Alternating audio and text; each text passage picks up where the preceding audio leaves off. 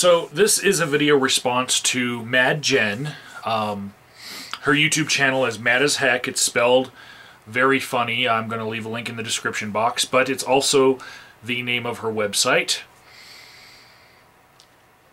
Previously, I have made videos to this person on this channel, and I referred to this person as Jennifer Warhawk. That's how she signed her emails that she sent out as the grassroots coordinator of the Santorum campaign. Now, to give you a bit of a backstory as to why I might have a little bit of resentment for this person, just, full disclosure here. I made a few responses to some emails that she sent out, and I posted the emails in the description box of my videos, and when she commented on these videos after finding them weeks later, probably with a vanity search, she left me comments suggesting that I must be in love with her. I must have a crush on her, and it's too bad because she's married. I must be some lonely guy because I might be obsessing on her, I guess. Before she had written those things, I had never seen her at all. I did not know what she looked like. But as time went on, she started sending out YouTube videos in her emails to all of the Santorum supporter mailing list.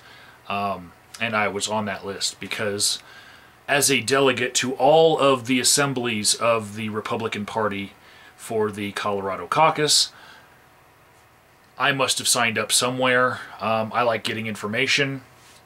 But people who've watched my channel for a very long time here know that my reason for becoming part of the Republican Party was to try to work to change its platform from being such a hateful, bigoted thing that it is to being something that is a little bit more with the times. And, the whole Santorum Paul Unity Slate fiasco that happened, that probably colors a lot of my reaction towards Mrs. Warhawk, Miss Mad Jen. But that all being said, I'm going to begin my responses to Jen in welcoming her to the YouTube atheist community, because before this past video that she just put up, dumbing down the nation full speed ahead, I actually thought that she was a Christian fundamentalist because she was supporting Rick Santorum. In fact, in some of the places that we've both been at the same time that I didn't even know who she was, she had pictures of Santorum from the Woodland Park, Colorado campaign stop, and I went there, and then I went to go see him get endorsed by Dr. Dobson here in Colorado Springs at Mr. Big's Entertainment Emporium, which is now closed. But anyways, I thought she was a Christian conservative, but in her last video she did just say that she is a non-believer, and that's awesome. Welcome to the YouTube non-believing, free-thinking, secular community, except for you are the furthest thing from being secular, because you support all of these stances, Jen, that are, dare I say, batshit crazy, okay? And before I start dissecting all of your videos, Jen, I want you to know from this video, I'm not going to put any clips of your video in this video, but you should know about fair use, because it's going to come back later. You're going to be thinking, why is he using clips of my videos?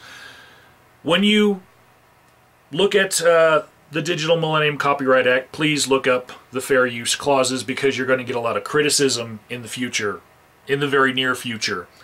And also, I want you to look at the YouTube terms of service as far as other people being able to make response videos by using clips of your videos, because both of those will be on my side in the future.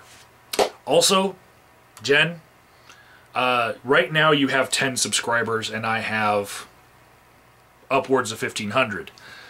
My soapbox is a little bit bigger. Some of my more avid fans are bound to subscribe you as well from this shout out that you're getting here. You can look at that as an opportunity to teach some conservative constitutionalists, you know, educate them, you know, or you can, you know, get rather upset about all of this. That's okay. That's okay. You know, both happens, and it has happened in the past with me. But get ready for some criticism, not just from me. Now, we're going to begin with your Dumbing Down America Full Speed Ahead video, where you are angry with your school system for changing the grading scale to where 75% is still an A. And you're angry because you believe, I guess, that that means that the curriculum is going to be easier and your child is going to suffer by not getting a proper education. So, without using any clips from your video, people can see a link in the description box to your video and see exactly what you said. I'm trying not to take you out of context here, but before you go assuring that your child grows up fucktarded with your decision at the end of the video to put him in a private Christian school, even though you are a non-believer, I want to make a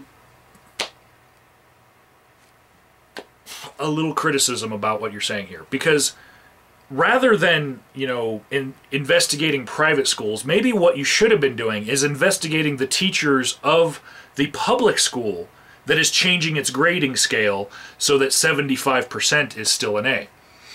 Because maybe you will find that the curriculum is still just as hard. They've just made some adjustments so that those who would have gotten a 93% in the past will just get a 75% now. Maybe they've changed their education techniques a bit. Did you think about that, Jen? Seriously.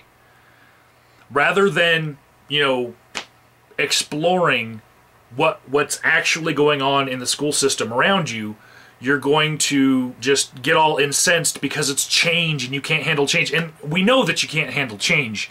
You've been supporting the most conservative right-wing agenda for a very long time now. We know that change and not being traditional is bad to you. But here, let me make an argument for you here.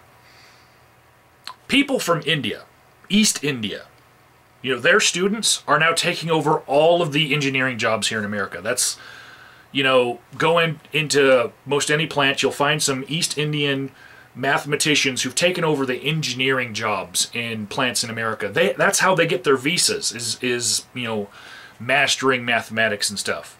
And this is a vast generalization, but just try to follow me here.